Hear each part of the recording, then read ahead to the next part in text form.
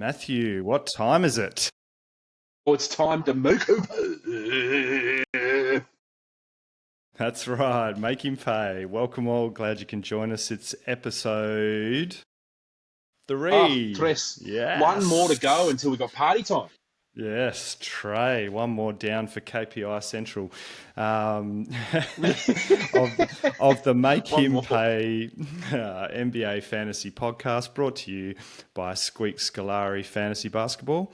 We are your host, Matthew Cowie. Evening, and we got Mr. Brian Prime. Ryan Primetime Purcell. Yep, that's me. All right, thank you. We've made it to episode 3. Dog. We have. Yeah. Look, been a couple of weeks. Heaps has gone on. There's a good reason for it. Well, look, there's a number of good reasons. Some personal, some broader league perspective, but heaps and heaps going on. We've done our draft. We're going to go through a whole bunch of that kind of stuff as well. Go through some of the teams. There's obviously heaps and bits and pieces going on around the league. It's been a pretty turbulent start, but super keen to get back into it, dude. It's been a very busy couple of weeks on this end. It has, and probably a good segue. Well, not really segue. Plan discussion. Plan discussion. Why has it been a busy week or a busy couple of weeks? Tell me about it. Look, we've had a hell of a lot going on here in Cowie HQ. Went to the Big Apple for 2 weeks. Whoa. Was in New York. For just under 14 days there. Popped the question, got engaged, which is probably the big life milestone, and kind of get all that kind of stuff done, which is super, super cool, very exciting. Unbelievable. Congratulations. Thank you very much. I'm big relief that Tash said yes. So she was kind of joking for a while that she may not, just to kind of keep me on my toes. So I wanted to make sure I actually executed properly. But then sweating bullets or not? Sweating bullets, man. Like it didn't need to rain. I had enough perspiration coming off here. Thankfully, it wasn't too hot. Starting to cool down a little bit over there. But outside of that, we've got the real important stuff out of the way. Then we really got down to business. Was at opening night for the Knicks against the Cavs. We saw some ice hockey as well. We had another game there against the Celtics. Got some NFL in, and way too many slices of pizza, bagels, all kinds of stuff. Just, saw the sights, got absolutely immersed in it. It was absolutely mega. Had a great time. Oh, sounds like it. I have been there once before. I did really enjoy it. I am very jealous, and I am very glad that everything went well on the proposal side. And hey, straight away too, from what I hear, like straight at the start of the trip, bang, you're off, and then got that out of the way, straight to it, mate. Look, Knicks opening night. Straight into the important stuff, so they just didn't have anything in the way. Wanted to strike while the iron was hot. Didn't want there to be too much guesswork of, I guess he's not going to do it, while we're here. Maybe you won't. I thought, no, let's just get on the front foot and get on top of this. But it was such an important thing, and I wanted to make sure we did it properly and, gave it the respect and the reverence it needed. There's some family heirlooms were involved, and a whole lot of blessings, and the universe was smiling on us, which was super cool. So it went really well. That's part of the reason. That's part of the reason we've had this little hiatus, giving you that time to go do those things. We tried to tried to tee something up. So gracious. Thank you so much. I really appreciate your patience. But look, it threw a couple of curveballs, at least in terms of the draft, the league itself, and we'll get into that as we work through the pod. But we've got heaps and heaps and heaps to catch up on. So super keen to kind of get back on the horse and get stuck into it.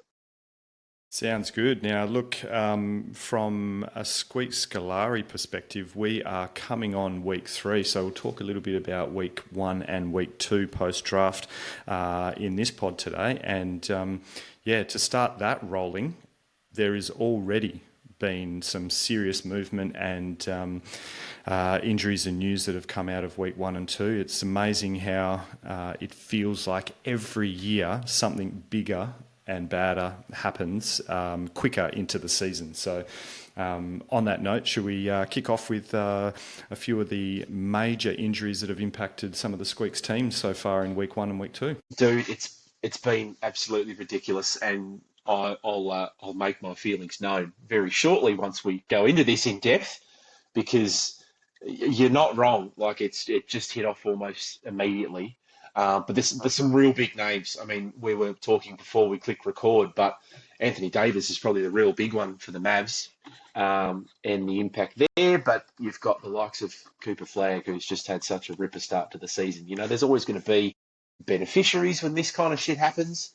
But Davis, obviously, such a massive one. It's, as much as it begrudges me to say, it's making that Luka trade look pretty good for the Lakers at the minute. Mm-hmm. Yeah, definitely. But definitely.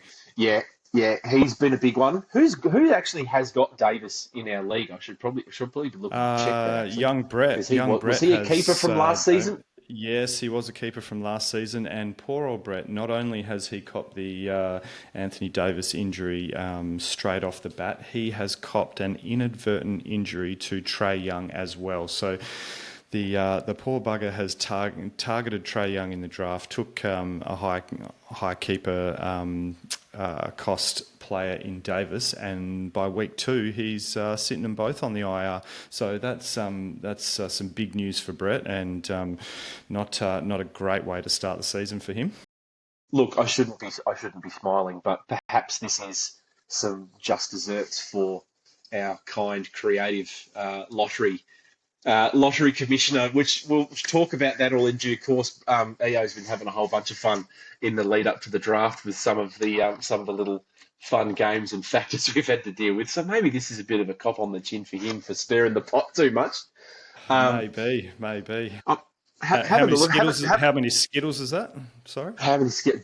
Don't get me started on how many Skittles. Okay, so long and short, for the many millions and now billions of listeners and viewers on the pod, one of my little wagers that I had to do because he spun his little wheel of misfortune, he pretty should have bloody called it. For the week 2 matchup that we just had, for all the assists my opponent scored throughout the week in that matchup, I've got to have 1 Skittle for every assist. And it's pretty much going to be just shy of a whole pack of Skittles. So thankfully not a massive amount, but I've always been an M&M's guy, so it's not like I'm going to exactly love the experience. I should probably have bought a bag from the servo down the road and have them on the pod while we're doing it, but I can do it on the one for next episode. I'll make sure I've got them ready to go. Sounds good. Sounds good. But yeah, Brett copping it pretty tough at the moment. I mean, you were just saying before, I'm having a look at his roster. You know, he's got Davis and Trae Young on the IR, but he actually doesn't because his 2 injury roster spots are already full with 2 other people. So yeah, poor EO is copping it tough.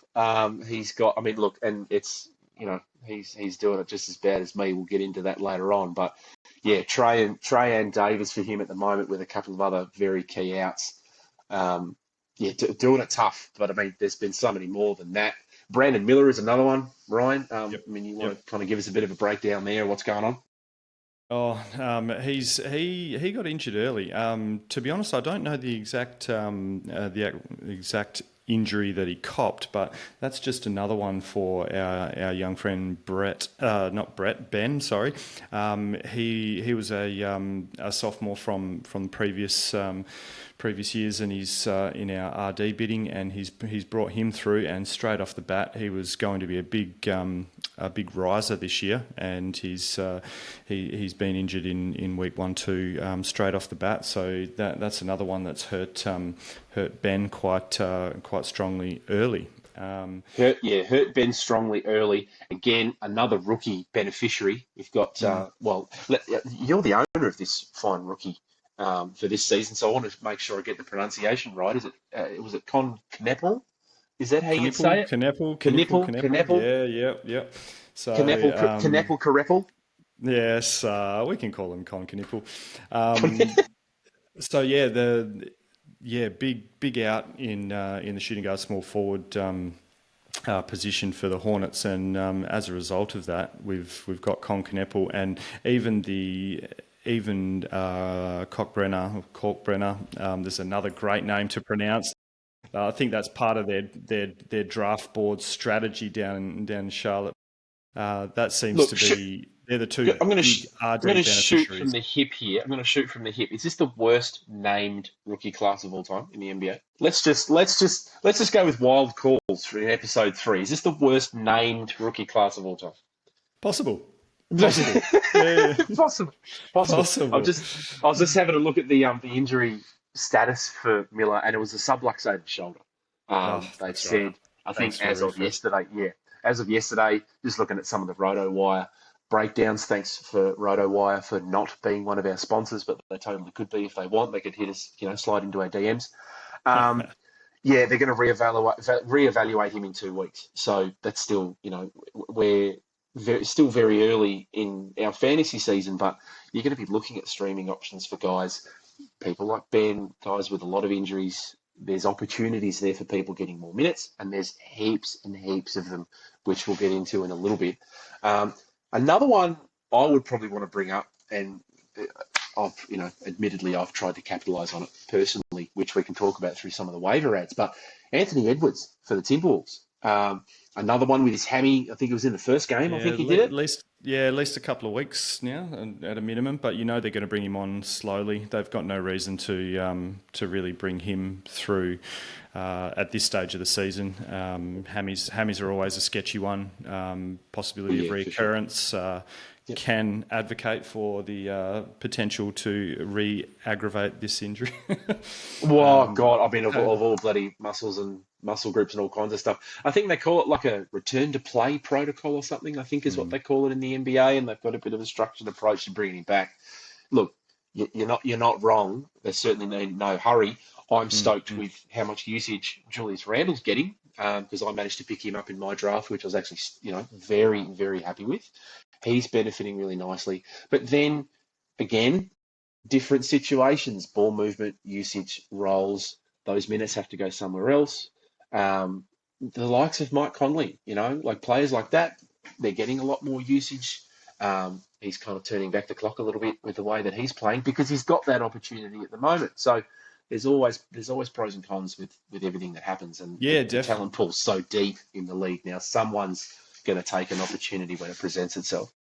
Definitely, it's funny you pick those two, Miller at Charlotte and Edwards at the Timberwolves, and I'm in a similar boat to you. And I've obviously got Con Knipple as my RD pick this year, so he's seeing a bump in minutes and usage, and you're also seeing Dante DiVincenzo getting a bump in minutes and usage, and that's that has really benefited me. So my balanced approach in the draft took a few of these guys a little bit sort of mid to end of the draft, and a bit of pot luck, and as we talk through this season, everyone in fantasy sport in general will know and understand that there is a bit of pot luck that really does impact standings and results in these things, and I'm underselling the little bit part, but. Yeah, that has definitely had some positive impact on my team. Albeit at the expense of someone else. Yep. Yeah, for sure. Look, and I mean, at the expense of someone else, unfortunately, I'm one of those else people in the league. I want to take this opportunity. Let's try and shoehorn another segment in to our already chock-a-block podcast. But my gears are getting ground at the moment. I'm absolutely driven nuts and hating this absolute barrage to start the season of injuries, game time decisions, late outs, late scratchings, load management, all that kind of stuff. I mean, dude, it has been absolutely ridiculous. And this will be the introduction of another useless segment called "What Does Matthew Hate?" And for this episode, it is the sheer range of injuries. Look, I'm such a big fan of Norman Powell. He's going to unfortunately bear the brunt of my frustration this evening. I love Norman Powell to bits, but my God, I was reading through one of the injury reports for his game, I think it was 2 days ago, right at the end of my matchup with you for week 2, actually, when you ran away with the win. Miami's status for him and with his health and whether he's going to play or not, Norman Powell was iffy. And at that point, for context, in our league, we have 2 injury reserve spots that you fill. Um, Julian, which we'll touch on later, is doing it tough. He formally asked in the group chat earlier that week if he could have an IR 3, 4, and 5 just for safekeeping because he could have filled them in. I was at 4 at the moment, and then Powell was another one that he marked as injury. I think it was like a groin injury or something, and it was 3 straight games that he'd missed. Yeah. And it was iffy, just not really feeling the vibe. He stubbed his toe or something hopping out of the shower that morning and he wasn't feeling too flash. His coffee wasn't hot enough. I don't know. But, dude, it's ridiculous. It is absolutely out of control at the moment. We've talked about some big names with the injuries, but there's just so many. And it's such a shit show. Like, it's so hard to field quality teams at the moment for a lot of us in the league. There are some guys doing fine, and they can piss off. It's unfair. They can go and hang out over there with the cool kids. But for the rest of us, it is an absolute mire at the moment on the waiver wire. I wanted to let you have that rant because I know how important it was to you to get that iffy off your chest, which is mate, it is important, and I've got 2 things to add to that. So good. Good. 3. First one, I hope you feel better. Yeah, Norman Powell, nothing personal. I think you should be angry at the Miami organisation for that. So the two points I've got to that is, yes, I 100% agree. The unbelievably high amount of sits, load management injuries is crazy from week 1. So, you would think that would evolve as the season comes, but it's just hit like a tsunami straight off week 1. We've had people like you said, Norman Powell, we've had Chet, we've had Jakob Purcell, we've had Mathurin, Kobe White, Jared Allen, Brooks, KPJ, and then even Obi Toppin's out now, isn't he? Hasn't he fractured something, or what did he do? Yep. Yeah, I have absolutely no idea. So I didn't even put him on the list to talk about today. I'm still talking about the rests for Porzingis, for Embiid, Porzingis, suspension for Jar. Like, it's just been a crazy amount of people missing games in week 1 and 2 of the season. You would think that professional franchises and organisations are working through their off season in the hope to get fresh and get conditioned for the season, and it just seems to be this wave of IR and load management straight off the bat. So that's the first thing.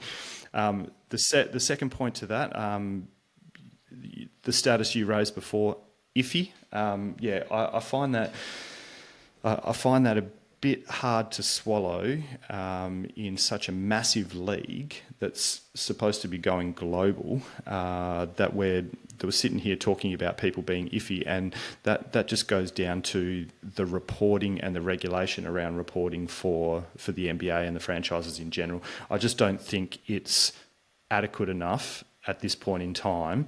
And if we not segue into it, but just mention, obviously there's betting and betting scandals and sports gambling and all the rest of it that goes on. Oh, jeez. If there's people trying to get a leg up to profit in this world, better regulation I could only see as benefiting that side of it as well. And I think it needs to be tightened up a lot more than what it is. I know it's not the fantasy sports, not the be all and end all. It is the be all and end all. It is correct. Yeah, it's like this. But you do have fantasy sports. You do have sports betting. You do have a whole bunch of other activities that are really highly reliant on the medical news that comes out of these teams. And I think it's just not quite up to scratch. Even in the context of the 2 teams in the league that are playing. The opposition going, well, hey, look, okay, yeah, we're looking at the injury report. We obviously can't walk straight into their locker room and figure out who's playing or not. Mm-hmm. I mean, they need that information as well to form a strategy and see who's going to play. And look, I'll take any opportunity to point the finger at the likes of Joel Embiid for his load management, how frustrating his reporting has been. There would be a list a mile long of players that have probably done this, teams that have done it, where, oh yeah, we're getting out of just sitting him, but he's he's plucked a hair on his knee or something. It really hurts. It hurt his feelings, and he's probably not going to play. I think the overzealousness, I don't know. That's the thing. We don't know if this is a problem specific to Yahoo. We don't know people out there if you're playing on ESPN or whatever other brutally inferior fantasy platforms that you guys are on. I don't know. But there's like an overzealousness to apply that injured designation to it as opposed to just keeping it as a game time decision or marking it as an out. And I don't know, it's one of those situations I feel like I'm always quite keen if I see that designation on a player because, well, look, that's a slot that you could try and replace either Pokemon and IR, get someone in that can play because you can't do anything with them at the minute. Do you get caught overreacting because they've done that? Norman Powell was a great example today. I blew my top. He was marked injured today, not out, not game time decision. Late ad for their game today. I think they're playing the Lakers. Went from injured to playing. Normally they're like, oh, he's playing, he's doing some scrimmages, he's doing some 3-on-3, 5-on-5. He's a game time decision. He might come back tonight, but it was from 0 to 100, and he had a ripper game. He's one of the better, like when he's healthy, he's one of the better guys on my roster, and I'm up against someone in the league, Darcy, who is absolutely flying high, and I need everything I can, any possible points to even be close this week. That was a massive kick in the guts. Like, it sucked. It was so frustrating because you can't do anything. It's too late by the time they decide. Exactly, and it's even more prominent in the impact in our league because of the 7 starting roster spots. So we play a really tight active roster. As a result of that, you need to select your best players, and lineup decisions matter. There is so many times throughout the year, throughout the last decade, where we can name games or weeks overall years impacted by lineup decisions on the day. So that is just it's a critical factor when you're running 7 instead of a 10 or 10 plus active roster. Absolutely. Look, I'll give you 2 great examples. So the Power one, which I just touched on today, where all of a sudden, he's actually going to play. Scores 21 points, has a great score, but it does nothing for me because he's on the bench. Another one, but this is my own error as opposed to a Yahoo thing, but there's a dichotomy between the two and how they've been handled. Josh Hart. Now, He's had a pretty rough start to the season, health and mobility-wise. He's had back problems. He's had ankle problems. I luckily enough got to see a little bit of him play because I've got him on my roster and I love him to bits. And, I can tick that off my bucket list. I've watched him play at Madison Square Garden. Like, how awesome. But didn't play opening night because of his back problems and stuff like that. Now, I made the conscious decision not to put him in my active roster today because I thought, he's only had a handful of minutes. He has been horribly inefficient, hasn't had confidence to take shots. Maybe not. Chose to put him on the bench, and Murphy's Law, because this is just how it goes with me and how it has gone for the last decade. Today, Australian time, was the day that he decided to get back into form and he's feeling good and has a ripper game. He got a double-double, played really well. It's like, well, look, that's on me. That's my call to make as opposed to I wish I had an opportunity to make a call on that because it's too late. Yep. Like that, by the time they make the call, you're gone. We're at work or whatever. Yep. It's done. You can't do anything about it. It's a missed opportunity. And I would prefer to rip you for your terrible decisions rather than have to rip Yahoo I think anyone in the league would. I'm a very easy target. I admit that wholeheartedly. I have no problem there. I get it. Understand. Yeah, I feel it's really important to distinguish those two situations because one, I have the opportunity to do something about it because Hart was a GTD for the day. Yep. So you can go, well, maybe he might. I don't know. He might. It's my call. But look, it's absolutely driven me nuts to start the year, and so many of us in the league, and there'd be heaps of you guys out there as well in various different leagues, different setups. The injuries have been ridiculous because it's really hard, the way they're monitoring it and designating them, really hard to tell what's a legit one and what isn't. Yep, agreed. I guess my conclusion to that is I think a little bit more regulation on the reporting from the franchises is required, and tightening up of that by the NBA is probably supported from people in these kind of industries that we're playing in. But and look, I mean, different avenues, but all circling around the league with all the gambling stuff as well. But if they want more transparency, stuff like this is equally as important. And they find teams before for this kind of stuff. So look, it's just it needs to be revisited, I think. But hey, look, still early days. Obviously, you know, the league, the way it's going for us is so competitive now because everyone's up their game and they're prepping better and they're picking better players, and the league's so deep now. It does matter. Like, it is really important. 100%. Because the season's not really that long in the grand scheme of things. But look, before we get too carried away, I think we really probably want to kind of get back onto some of the bigger events that have happened since we spoke prime the last couple of weeks. And I'd probably say the big one, let's do a rundown on the draft, the big day.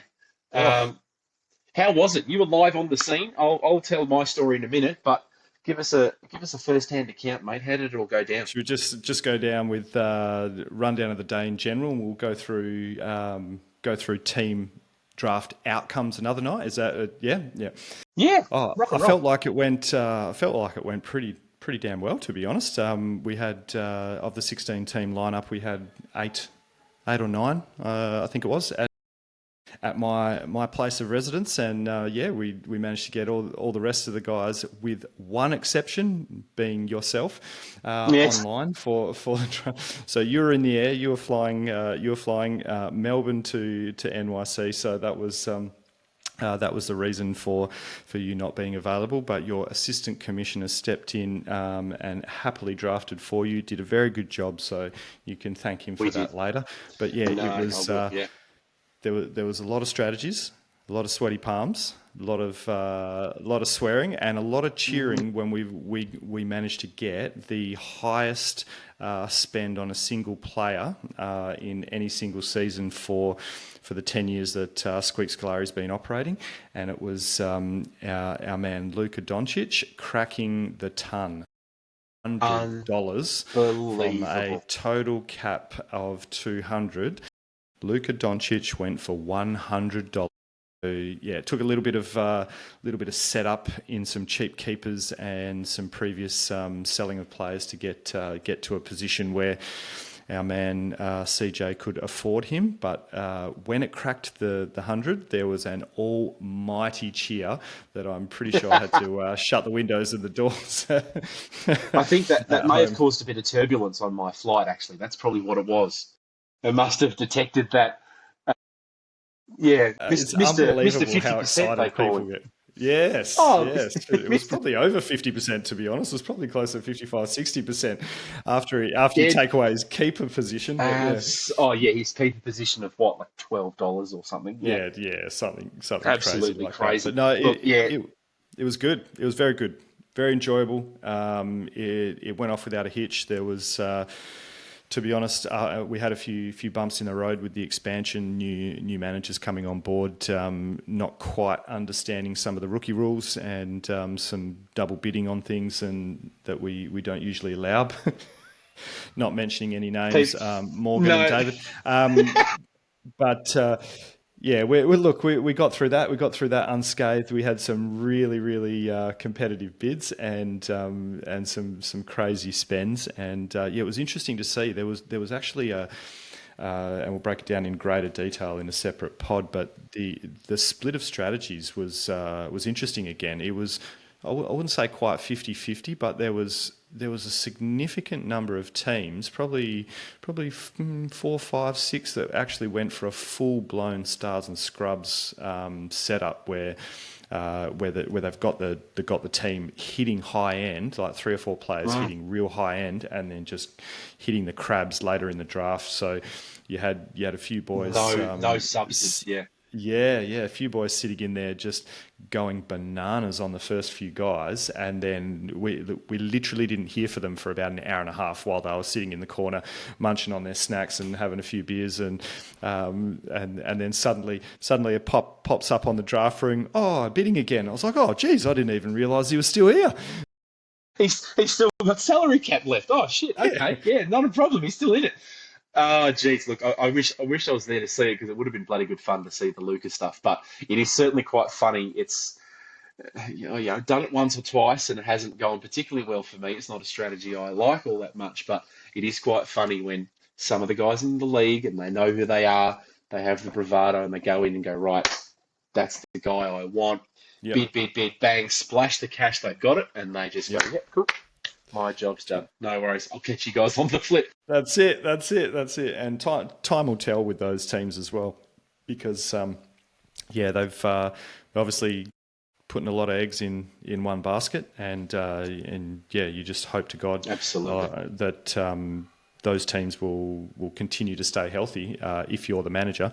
For myself, no, I'm not interested if they stay healthy at all. But if we roll into what we were just talking about before, sort of backtrack a little bit, there's significant injury news in week 1 and week 2. You got to hope your team stays healthy, or you can pull off some decent trades mid-year. Otherwise, you're gonna be sort of active in that trade period when it comes around setting up for next year. Wow, Sure. geez. Active in the trade period or getting very active on the waiver wire because the guy you've picked just really hasn't panned out. And a good friend of ours is going to cop a bit of shit from us later on in this episode for that very reason. But it's the margin for error gets so big when you do that way. If the big guys don't play well, you're shafted because you're waiting on Joe Bloggs getting 4 minutes a game because that's who you decided to pick. It's really, really tricky. Personally, I'm really chuffed with how it went. Obviously, I would have loved to have been there, tried to prep as best I could, but the flight from Melbourne to LAX just had no Wi-Fi on it, being a flight of that length. So I just couldn't do it as much as I would love to. But got a really good mate of mine, Aiden, to step in and do it for me. So big thank you to him. Did a whole bunch of prep. Hey, he did well. He did well. He did exceptionally well, but I don't want to take too much credit because he did it.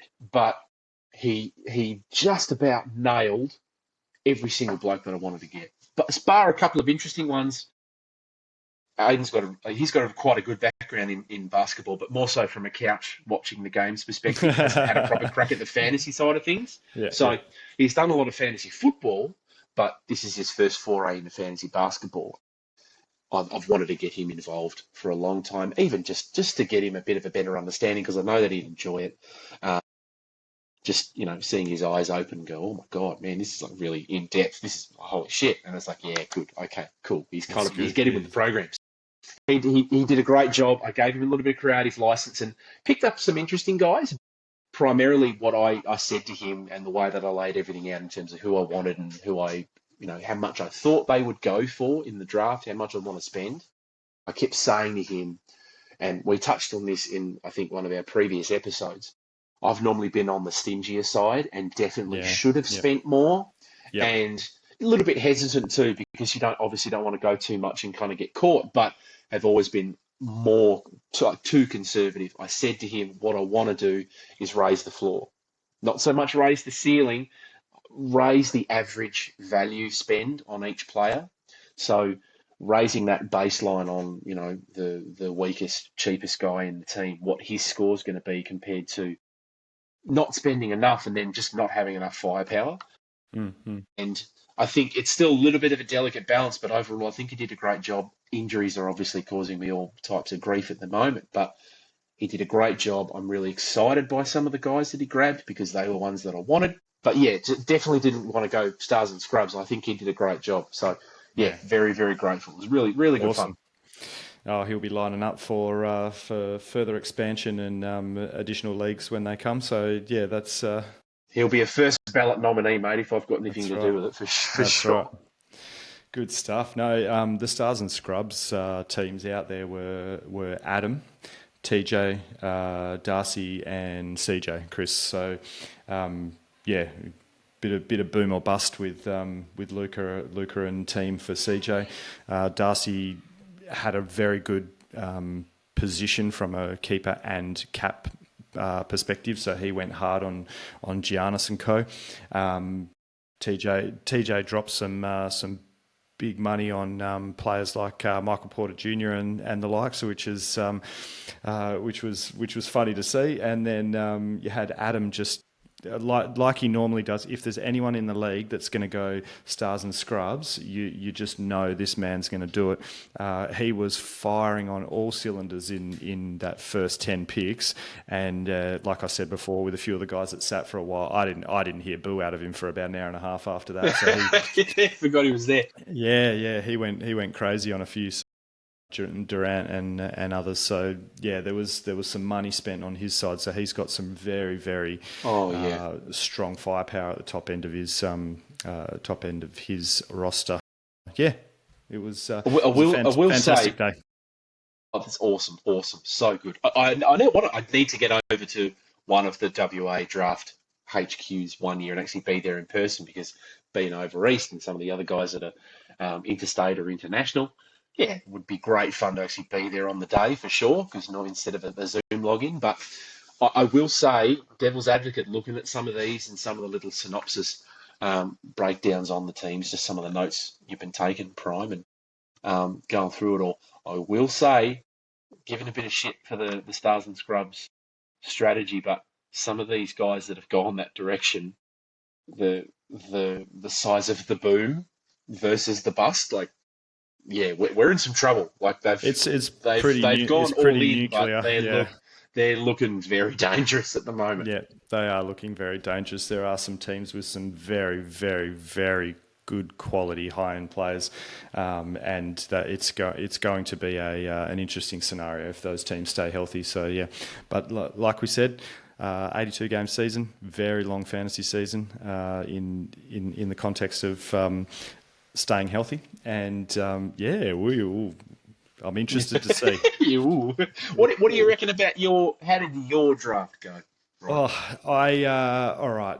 Self reflection. I went. We need some background music now. Dear diary, I had a draft today. I was annoyed. No. I went into it with a fairly low cap position, so I had to be smart about how I approached that, and I took the strategy of going balanced and tried to be as patient as possible, knowing there was going to be some big money spent on the high-end guys. I stepped away from that high-end talent. I was very patient. I didn't do anything maybe for the first 45 minutes to an hour of the draft, and then hit on a number of mid-tier players. So what I do have is a balanced roster with a bunch of guys that can step up with some, how would you say, upside built in there, and I do have a couple sitting on the IR, and two of them on purpose as well. So I picked up Garland, and I actually took through Jalen Williams as a keeper. So I knew there was going to be two of my positions sitting on IR early, and that was a planned strategy. But the hope with that is to get some of my guards in later and build around that. So I felt like I've got a nice balanced approach, and I don't have really really terrible crabs, but I do have I have enough players to substitute in and out based on the amount of turnover work, load management, injuries, and all the like. So I'm comfortable that my scoring is going to be consistent throughout the first half of the season. Is the boom as big as other teams? Definitely not, and that wasn't the approach this season. So no. Yeah. Overall, I executed the strategy. Do I have enough firepower to play at the top end at this stage? Not quite sure, but season is still young, and part of the reason is I did that is to set up, hopefully hit some upside players, and look at where we can trade up into the future. So. Obviously, you don't want to overreact, but still every week's going to be really important because of how competitive it is. So it's a balancing act, but sounds like your strategy was much the same as what I wanted to kind of achieve out of the team. So, look, I think we've spoken about it before, and I think I probably touched on it in one of the earlier pods. It is kind of fun sometimes to just drop a fish, drop some bait in the water and watch all the piranhas go nuts in the first couple of rounds for the big guys. Let them all get distracted by them. Okay, cool. I'll pick up some of these guys over here. Exactly. And it is always quite fun. I remember you said to me a couple of drafts ago, it's like, dude, have you still got so much cap left? You haven't done anything. Like everyone Yep. else is just going nuts and you're still sitting pretty. So there's definitely value in it. It's quite fun. But it's, hey, look, it is always really interesting. There's a bunch of different strategies. The way that these guys in our league, there's a whole bunch of different directions. So we're just going to have to see what happens. Yeah, and that's it. And by holding firm and bringing everyone back to the pack in terms of cap spend, I went from having one of the lower cap positions in the first 45 minutes of the draft to stepping up to having one of the higher cap positions for the tail end of the draft. So I just had enough cash to pick who I wanted after that. So, and I know they might sound like mid-tier guys, but you're picking up Jakob Purcell, you're picking up OG Anunoby, you're picking up Darius Garland, all fairly cheap, cap hits because we're that late in the draft. But players that are going to average you around that 20 plus mark, and that's So you're not blowing your budget. You're still getting your average 20 plus per game, and I've let the other guys spend on the big dudes so that they're in a terrible cap position. If they want to fill out their roster, they can't. So yeah, that's kind of that's the flip side, and that's the strategy you took in as well with Aiden. Yeah, so, yep. guys that are in no way flashy, but ruthlessly efficient. And efficiency is so important with our scoring matrix and the way that it works in our league. I desperately wanted Purtle, and it sounded like it was just it sounded like it was just yourself and Aiden bidding on him near the end. It was literally just us two, and I was thinking to myself, like I'd mapped this all out, and I'm like, oh, beautiful. If I can get Purtle at $20-25 cap hit, I'll be fine, and then I'll be able to spend reasonably high on a couple of my lower guys, and then suddenly we're into the 30s. Suddenly we're at 37. I'm thinking like, what? I'm lucky that I saved the cash towards the tail end because it's that fine balance about finding the talent and what you spend your money on. Purtle was one of the bigger guys left at that point in the draft, and hang on a minute. Let's just actually analyze what's happened here. Did Aiden make you pay? He did make me pay. Is it make me pay of the week? I'm not sure, but he definitely made me pay, and he made me pay at least $10 to $15 more than I should have. So, I'll give him an honorary trophy for that because the guy came in as a fill-in, and he's managed to capture the essence of the league in draft one. So he's got it. He's got it. Oh, that makes me so happy. But guys like Purtle, that efficiency thing, and they will often get.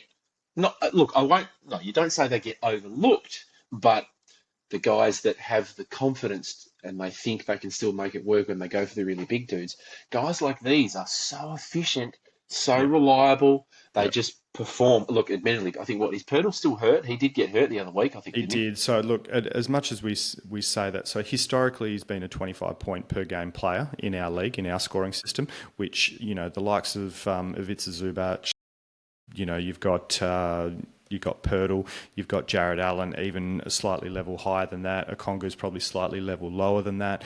These kind of guys. That's what, top 100, top 75 easily. Yeah, possibly even slightly higher than that. But yeah, it's not something you're going to see on your standard cat scoring or standard points scoring, but the efficiency is big because we're getting negative points for missed shots. They're taking a lot of close range shots. They're not losing volume at the free throw line. Yes, they're not great foul shooters, but they're not there enough to really make an impact. They do hit the double bonus points a lot, and they do get defensive stats. So they'll get cheeky steals in the keyway. They will block a couple of shots a game, and that'll give you your extra 4 to 8 points on top of their 10 and 10 that they get, and that's valuable in our leagues. He was a key target of mine, and yes, he's had a back injury. He hasn't performed in week 1 or 2 like I would assume. Has spent a few games on the pine now, and hopefully he comes back in the next couple. But those kind of players are pretty strong targets in our league. Absolutely. Look, for a bit of context for those at home before we get on to the next segment, I'll just scroll through some of the bigger names, some of the higher value gets from this draft in terms of how much they're going for. Look, obviously Doncic at 100. The bonus went for 78. Trey Young went for 62. Anthony Edwards for 62. Giannis at $88, which, I mean, he's gone absolutely nuclear, to use your Oh, term before. yep. Nuclear's right. Yep. Ballistic. James Harden at 56. Scotty Barnes at 60. Booker at 50. Let's see what happens there. Tyrese Maxey at 47, which is probably another guy I had on my board for Aiden, but just probably wasn't going to have the cash. But dude, he's been awesome. At 68. But then you start going through Michael Porter Jr. at $40. You got Julius Randle, who was a pickup in mine, managed to nab him for 39, and how he's going at the moment, I think that is just money for jam. A whole bunch of guys kind of in that range, the bigger ones, the higher end guys obviously going for an astronomical amount of money, but you can still be very smart with your spend and your cap allocation to improve the depth of your team. Yep, definitely. And I think that's probably a good opportunity to roll into the next segment where we're going to talk about some of the week 1, week 2 big performers, and in particular week 1, because I just wanted to hit that right off the bat to show how quickly these guys hit the ground running, and then we can look into some of the results of week 1 and 2 and who's in a decent position, and some predictions for week 3 before we close out. So, look. Yeah. Big time guys in week 1 on a short week, mind you. So we're talking schedule plays a reasonable part in this. Giannis at 157.5 points is huge. So Giannis effectively won Darcy the week against Eric in week 1, and Eric does have a solid team coming out of the draft. Other top end guys, believe it or not. We've got Austin Reeves, 133.5. So, dude, out of control. Cleaning house. Yeah, what the hell's going on in LA? They're cleaning house with no LeBron for a couple of weeks. I know. And then you've got Luka at 114.5, Steph Curry 109, Anthony Davis 108.5, it just goes back to our point about how detrimental that injury was to Brett's early season hopes. And then a couple of notables in the 80s and 90s. You've got Chet at 96. You've got Harden at 94, Siakam at 90. Like you said before, Randall and Towns both at 88, or Barnes at 89, I missed, and Shai at 82. And funny, I said Shai at 82, so you've got Shai and Giannis sitting on the same team in Darcy. Oh.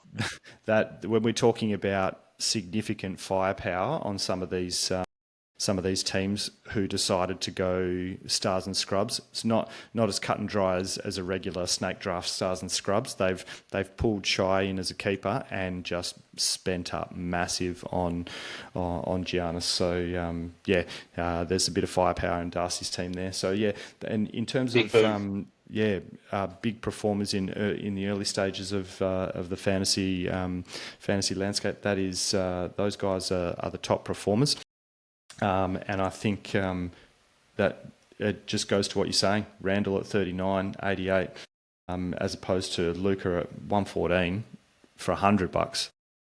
Do you know what I mean? There's a bit of context there, and there's a few narratives that you can build around that. We'll see how that flows out through the rest of the season. But there's some crazy scores in that short week, that's for sure. Still, look, it's very gratifying. At least, talking specifically with Randall, because he's a guy I wanted and he's doing really well, and I think you get good value at that kind of amount of money, but it'll extrapolate out over the course of a season. It's early days. Let's see what happens. But there are opportunities everywhere with the way that this goes. Definitely. It is all part of the fun.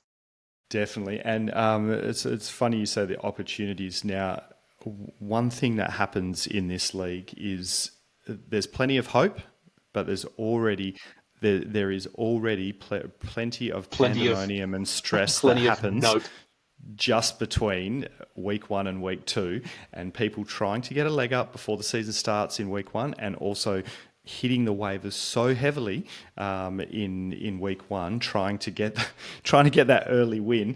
And I would like to introduce your other notable segment or pointless segments that you would like to keep adding to this podcast, the Make Him Pay of the Week. Now, I know Aiden made me pay. Oh, he sure did. But Matt, Cowie, would you like to take the honours of, I would like to introduce your segment, but I would like you to introduce who the Make Him Pay of the Week is. It will give me great pleasure to introduce our Make Him Pay of the Week for episode 3. The woes for Mr. Brett continue. He's already copped quite a bit throughout this episode. Oh, I shouldn't be laughing at poor guys. He's copped it hard. Yeah, you should. You should so laugh. much planning and preparation.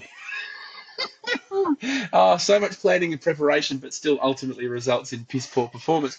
But it's one of those things. Look, let me go and find it. What was the total value? It was Rob Dillingham. I'm not sure. However, $6. I will tell you right now. $6 on the waiver. We have a waiver spend of $40 for the entire season, and the cap amount you're looking for, the waiver spend you're looking for, is $6. $6 on Rob Dillingham. I think what we really should do, if we can get a statement from Brett at some point, or if we can get him on next episode, whatever, what sources he had, what his information superhighway was that he was using that made him think Dillingham was a good pick. And, you can imagine too, post-draft, he's gone home going, $6, what a bargain. I'm chuffed with that. He's due. He's going to have a big year. Dillingham's going to be the guy. Don't worry about, I don't know, Rudy Gobert. Or, I don't know, Julius Randle. I don't know, Jaden McDaniels. I don't know, Anthony Edwards. No. Don't forget about them. Rob Dillingham's the guy. He's the one for the Timberwolves this year. So picked him up for a monstrous $6. Dropped him almost immediately to the waivers. And he's currently averaging 4.3 fantasy points a game. And look, I'm blown away by the audacity. And you can see the sequence of events here if we go through the game log. First game against Portland, 0 minutes, 0 points. Game two against the Lakers, 1 minute, fantasy points scored, negative 0.5. And he's gone, nah, I'm done with that. See you later. $6 down the drain. Brett, please give yourself a round of applause. You are this week's winner of Make Him Pay of the Week. And we'll be taking a $6 statement from you in due course. So thank you. No, that was great. Well done, Matt. Well done, Cowie. Oh man, that's just I love trying to paint the picture as best I can. That one was really special. Look, it was special. It was special, and we'll keep this one for the back pocket. But we do keep some records on highest waiver spend and I guess craziest negative score in the league and things like that. So we will bring that up at some stage. $6 is a lot to spend on your very first waiver hit, and it's a lot to spend on someone who goes negative and spends about a minute on the court. So that makes it 10 times worse. Always quite fun in like the first week or two of the season. Someone will inevitably put in the group chat that we have, and they'll just ask the question, well, has anyone started the season with a negative score? Has anyone done that before? It's like, wow, if they haven't, they're about to. Yeah, I think it's somewhere in the order of like -9 or -10. I think that's one of the worst scores you could possibly get. So, there is probably Scoot Henderson when I had him. That sounds about right.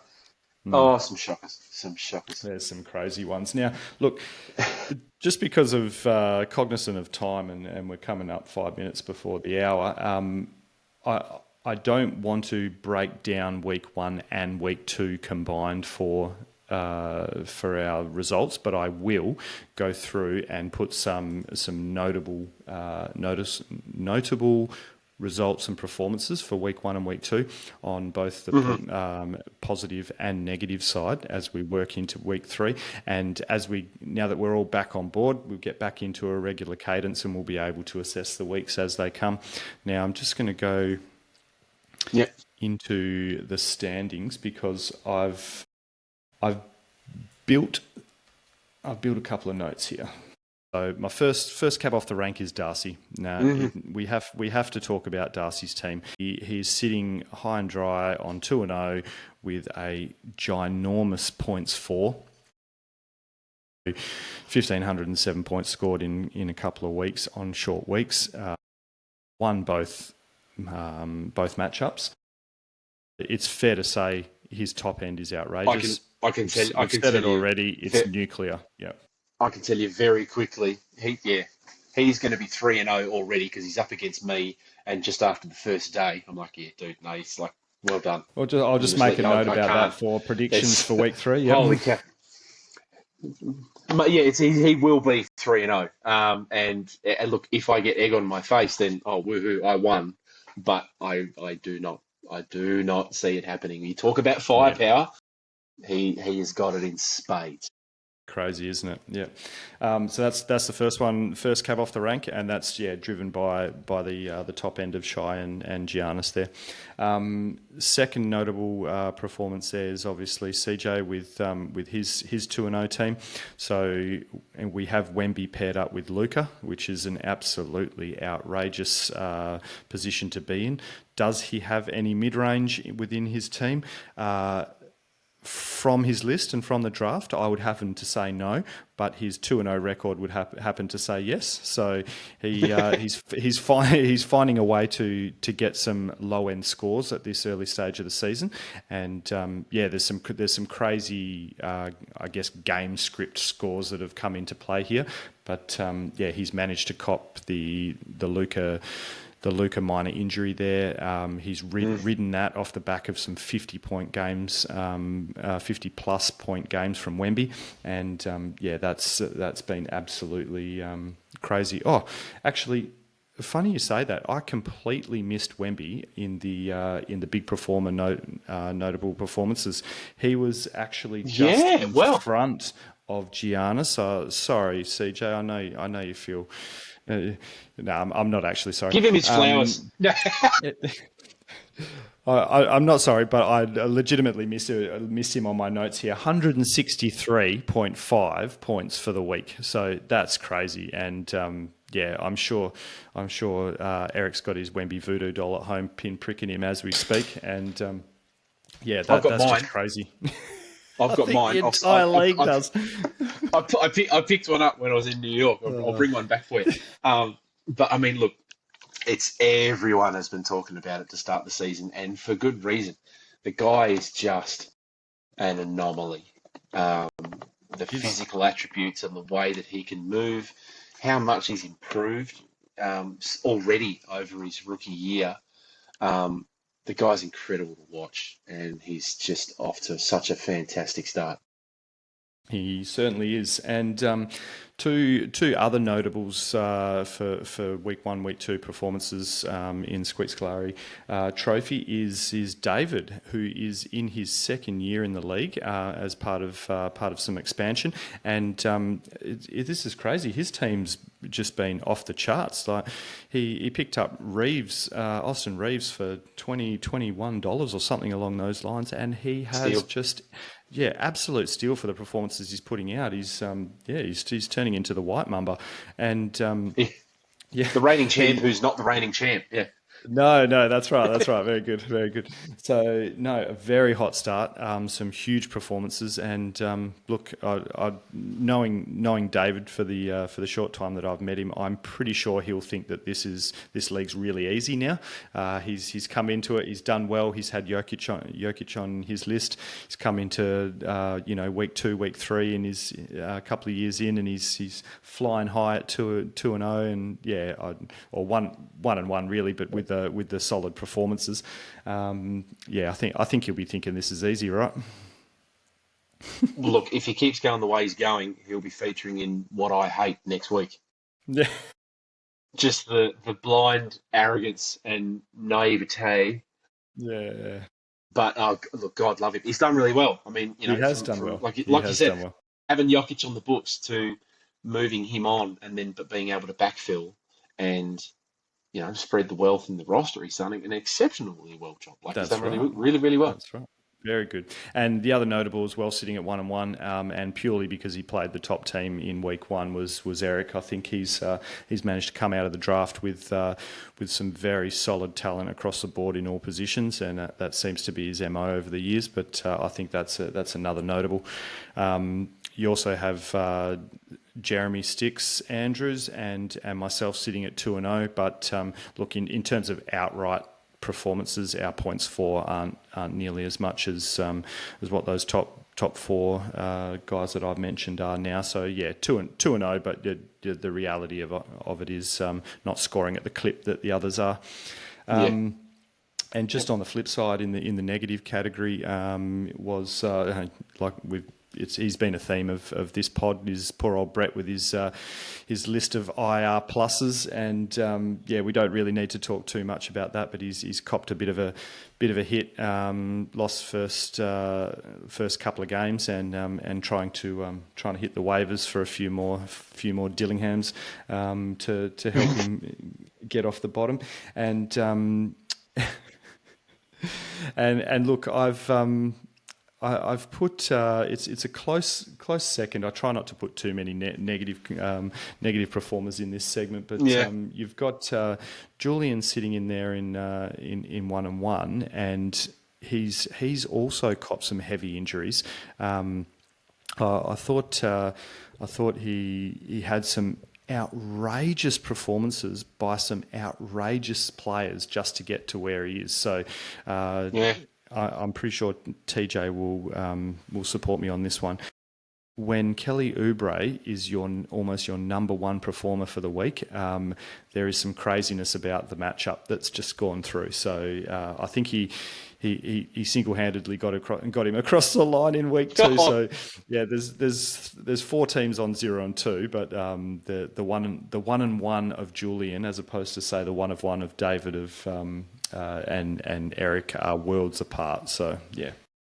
The dichotomy. I mean, look, Eric missed a consistency for sure. We just want to touch on that really quick. But, I mean, Oubre, I think anyone on that 76ers roster, less Joel Embiid, are firing on all cylinders. They've had such a ripper start to the year. And what they're doing is working. I mean, who would have thought, you'd have someone like Oubre pumping out that kind of scoring.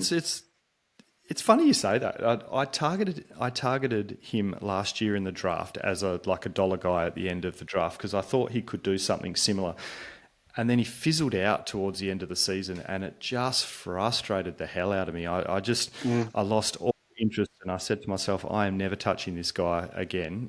And especially they pick up VJ Edgecombe, they've still got Embiid, they've still got George Maxey's rolling. Grimes has done exceptionally well, I think. Grimes has come in. I'm thinking surely the fizzle is just going to continue, but no. Obviously, he's basically repeated what he did last season. So it'll be interested to see if history repeats itself from that perspective too, where he hits hard at the start and fizzles out. So yeah. For all the shit I gave Grimes for the inaugural Make Him Pay of the Week winner, he's earning his contract at the minute. That team, they are firing so well. They're playing exceptionally well. And that's what we're about, right? We're about, talking about a few of these things and being proven wrong. Look, being proven wrong, but then on my soapbox, I can now just spin that information and take credit for it and say that because I said these things, Grimes caught wind of that and thought, well, I'd better up my game. He's one of the millions of subscribers, isn't he? It's just ticked over billions. I just had a look at the live ticker, just off screen. So yeah, like the big the LED tickers they used to have in the old Maccas, like however many cheeseburgers sold, over 1 billion listeners. I've never been to a McDonald's in my life. Sorry, I'm not sure what you're talking about. No, look, we've all had some burgers from time to time, and some of us are probably going to eat some of those thanks to EO's I have a feeling I'm unfortunate one of lottery them. results, Uh, which is why I brought it up. But Wheel of anyway, misfortune. the wheel of misfortune. That's by the by. But hey, look, yeah, there's some crazy scores, and it's look again circling back once again, because it's all still entirely relevant. Very early, but you were talking about not being able to score at quite the same clip as some of the guys with the big boom at the moment. The Stars are firing. Firing. Um, yeah, it's I quite funny find when the scores kind of differentiate a bit who's going to have guys that play more often that week. It's just kind of how the cookie crumbles. Yeah, and look, this is purely circumstantial evidence, and this is purely just I don't know experience in playing this for 10 plus years. The correction comes in week 4. I'll say it now. There is a correction that happens in week 4. You get the hot guys just come out off the bat, like firing on all cylinders, flying high, dropping ridiculous scores, and then there is a correction. I don't know how it happens. I don't know if it's coaching driven. I don't know if it's just the standings flowing out and expectations get built about who's playing who, whether it's minutes aligning with the team strategies. I'm not sure what it is, but there is a correction that comes in week 4. So mark that down, pin that comment, and we'll see what happens in a couple of weeks. So, yeah. Well, hey, we'll log that down. Yeah, absolutely. Now, before we go, I'm going to skip week 3 predictions because I want to see how that pans out. But I do want to talk about our rookies. So, a key component of our format is the ability to pick up a rookie at the absolute minimum contract you can possibly spend, and it's like investing in the future. It's a bit of dynasty rolled into a points league. So.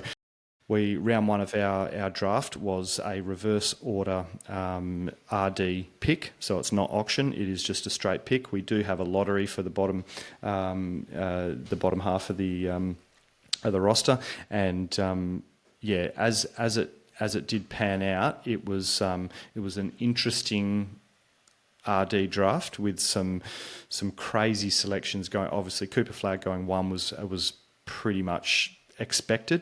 We had is it Igor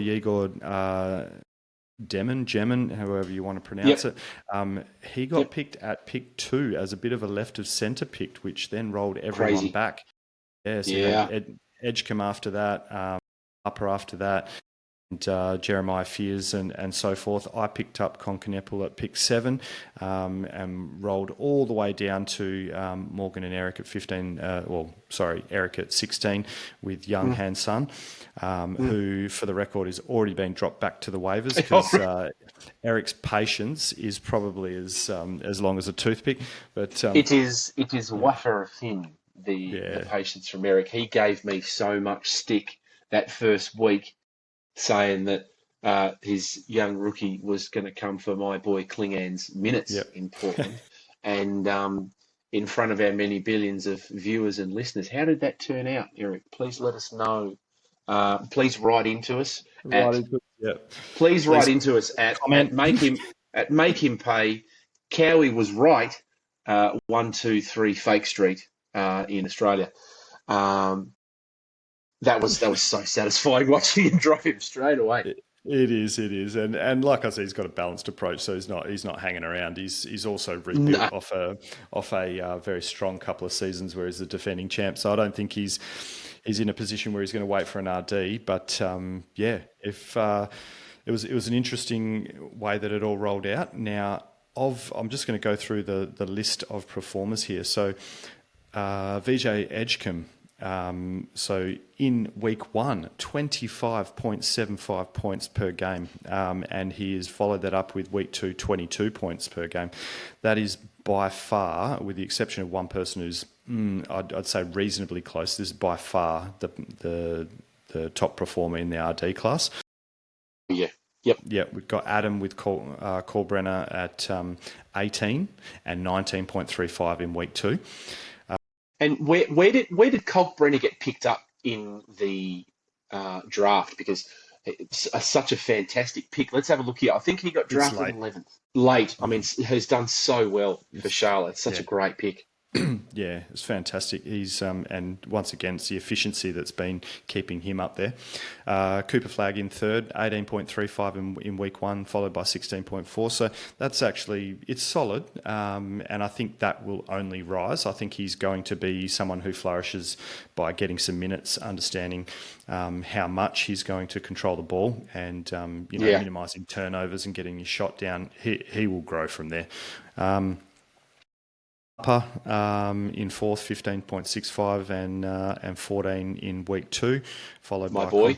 Yep, that's it. Well done. And Concanipple, my boy, 12.8 and 13.05, which is it's a good start. Yep. Obviously we don't have Miller there. We've got a bit of a usage bump, but he went pretty crazy today and hit the mid 20s. So that was great. We got Jeremiah Fears next off the bat in with 14 and 12.8, and Trey Johnson 16.45, followed by 10.85. That's your top seven. I won't go through the scores for all, but the next bunch is Derek Queen, Clifford, Demon, Clayton Jr., Ace Bailey, Malawatch, and who hasn't been getting much court time at all. Essengay, who's effectively been dropped to the waivers to hold bird rights for, and Yuko from Miami, and obviously young Hansen as well. So that's your bottom couple. Now I think 1, 2, 3, 4. Looking at the top seven, those are pretty much the top guys. So it's panned out fairly strong, with the exception of Demon for now. Rookie point guards, yeah, I think they take a little bit of time. I think he'll be good. I just think he needs to hold steady. Yep. Don't get me started on rookie point guards. I got burned by Scoot. But I think Demon is still, with those numbers, is a little, look, I'm not going to say disappointing, but frustrating probably, just because it is such a good situation that he's in, and that number will improve. The other one, who, based on rookie draft class reports and general breakdowns, at least throughout the broader basketball world, probably the real interesting one there would be Ace Bailey. He dropped quite a distance. In at least one in of the big rookie improvers draft. in week two. Big improvers in week two, but that start was troublesome, right? But it was a reflection. You can only go up from zero. Come on. Well, that's it. But it was always. I think it was a reflection in our league of people going, "Nah, dude, the guy just shoots from the hip. Like, it's not overly efficient. I don't know how it's going to go here." But yeah, concerning start, but it seems to have improved quite a bit. But he dropped quite a way down that draft order from what I can recall. Yeah, definitely. So, well, there you go. You've got Ace Bailey and Jaeger Demon taken very high in our rookie draft, and they're a bit lower in the standings at the moment. And Colt Brenner, look. We said it. I think we've said it in a pod before, in our long history of podcasts that we've developed. Adam has hit on basically every RD pick he's picked. Yeah. So he's somehow, doesn't have the tech, doesn't have the all the news at hand at any one point in time. He comes with his pen and his pad and his highlighter, and he finds a way to nail the rookie talent and pick the best one. And he had the coveted pick 9, which seems to, from a history's perspective, seems to really land every year. And he's picked Brenner, and straight off the bat, bang, just smashing it. So well done, Adam, again. I have no idea how I landed Dylan Harper at 5. Like, just the Bailey thing before. So many people, he's like, no, you'll go at 2. Like, it's Flag, it's it's Ace, and then the rest, right? Yep. So, yeah, didn't. I'll cop more egg on my face. He didn't drop as far as I'd kind of pictured in my mind, Bailey. But the principle of it being, even Harper as well, I was really, really surprised with the order of how some of these guys got picked. Yeah, and it's just, it's because our little scoring system is so unique. They get rated differently and they get appraised differently. That's it. Just, yeah. It is. And I thought to myself, before the draft in my preparation that Concaneppel was going to be first cab off the rank. Mainly his draft stock plus his usage were high on the radar around pick 7. I thought he'd land about 5. When he rolled through to me, my secondary option there was Kalkbrenner, actually. You can see my draft sheet if you want. And I thought to myself... Kalkbrenner was my guy.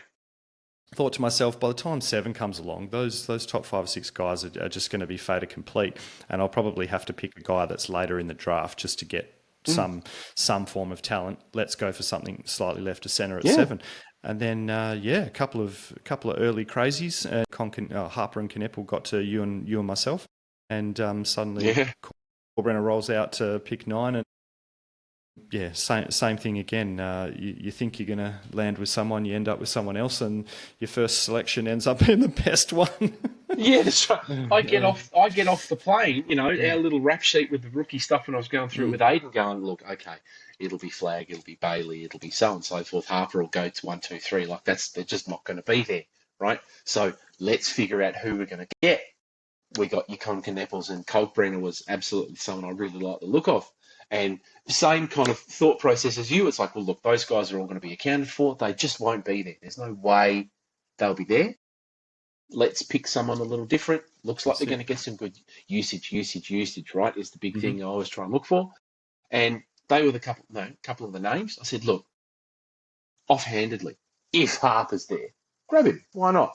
Maybe might get a little bit stunted with his growth with the likes of Wemby and stuff like that, but they've had 2 rookie of the years at the Spurs in a row. So they obviously know what they're doing, but he might not have quite so much to do. But I thought, bugger it, why not? If he's there, grab him. I hop off the plane and I turn the phone on frantically. Oh, well, how did he go? It's like, gee, you got a gift at number 5. And I'm going, Dylan Harper. How did that even happen? It's crazy. It's amazing. And looking at the from the history that we've had with RDs, looking at the top echelon of this class, obviously it's not Wemby. But the top 7 in the first 2 weeks have shown to me that there's something there for towards the end of this season and beyond to invest in. I don't think we're going to see as many hit the waivers as we do in previous years. I think there's some reasonable performances in this first 2 weeks to say that there could be a few guys stay on lists for a while. Way above reasonable. It'd be interesting to go back and check some previous seasons, at least for the first couple of weeks, to see how the rookies fared, because some of these guys, the frequency of some of these players dropping straight into either starting roles or really solid bench positions seems a lot more frequent than previous years. Like these guys are getting straight into some quality playing time. And then again, if you want to circle back to some of the stuff we were talking about earlier in this episode, this is where the injuries and guys not playing and all that kind of stuff, this is where these opportunities present themselves.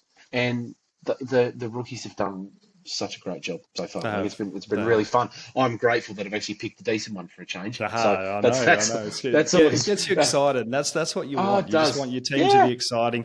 You want to be able to watch them. You want to have it's all part of it. Like because there's so much incentive, stats and all the rest of it, but it has to so much incentive to keep them, right? Because it's the rookie. You got them for $1. Let's see how far we can push it. You want to watch them grow and develop. Yeah, it's been super fun. Cool. All right. Well, that's covered our run sheet. We cracked over an hour and a quarter. I think it's time to wrap it up there. If you're happy with that, Cowie. Absolutely, mate.